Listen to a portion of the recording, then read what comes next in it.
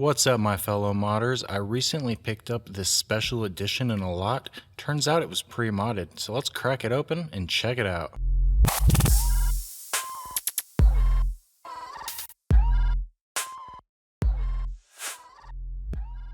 This 360 is dirty. I'd be willing to bet it was never cleaned. Hard to tell from these shots, but you just wait.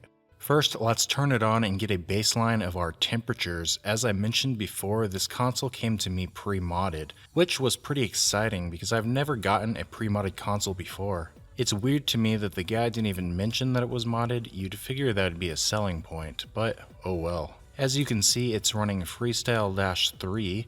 Unfortunately, as a stock hard drive, and nothing came preloaded on the system. Not a big deal, but it would have made for a sweeter find.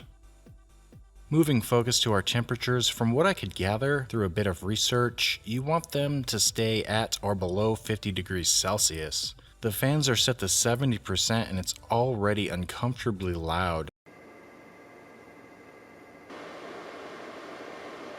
Check out our GPU temperature. It's a bit hotter than what we want and it's only been on for a few minutes. So I turned up the fan speed to 75% and let it idle for 10 minutes, giving us our baseline temperatures. The two I hope to improve on are the GPU and memory, so let's get to it. Taking apart 360s can be a pain. They sell this opening tool, which does help, but as you can see, I'm actually struggling to get this thing open even with the tool. To be fair, it's been a while since I've opened a 360, so I'm a bit rusty with the motions. I'm also taking extra care not to break any of the tabs. I'd like to keep this in the best condition possible.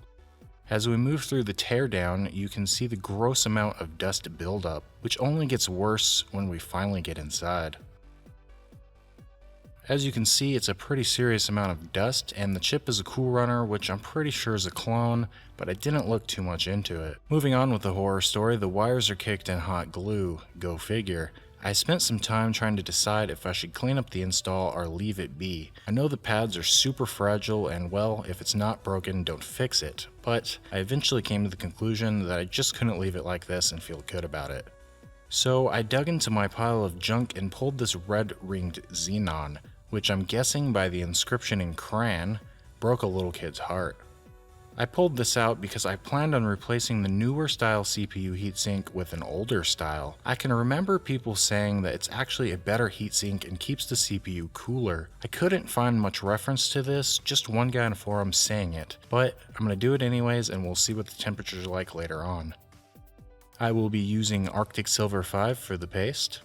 So after a bit of work, I managed to replace all the mod chip's wiring, which is only the beginning of my troubles. Despite how much better it looks, turns out it doesn't work very well. After about 5 minutes, it would freeze. So after a few pulled pads and a bit of frustration, I ended up just putting all the stock wiring back, since I didn't have the right gauges to make it look nice. In the end, it turned out better than it was, and now it instaboots, which is nice. I'm thinking that's because of a few alternate points I had to use, possibly I'm better at soldering than the person who installed it. Well, after getting it all back together, what's the verdict? How much did my temperatures improve? Enough, but not great. Should have been expected since I really didn't do any mods, just cleaned it up, replaced the heatsink, and put it back together. But after 10 minutes, this is what we are left with.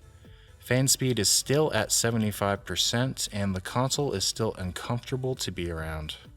So that's that. I'm just going to put the console on the shelf and move on to another 360 because this one just can't be my main modded console, but it was interesting and fun to play around with. It was my first experience with an RGH console and I've picked up a couple Cool Runner clones to do the install in the future to the two Jaspers I have. I'm not going to bother with the Call of Duty Special Edition because like the Halo one, it's a Vulcan. I seem to have a soft spot for these fat 360s, but can they really be cool and quiet enough to be my main modded 360? I'm going to say yes and no, because if you want to go to the extreme, much like I did with this old Xenon, and put a huge fan on the side, you shouldn't have any troubles. But I wouldn't want to do that to a Special Edition. So what do you think? Would you be interested in a video testing different ways of cooling down the 360 without butchering its aesthetics?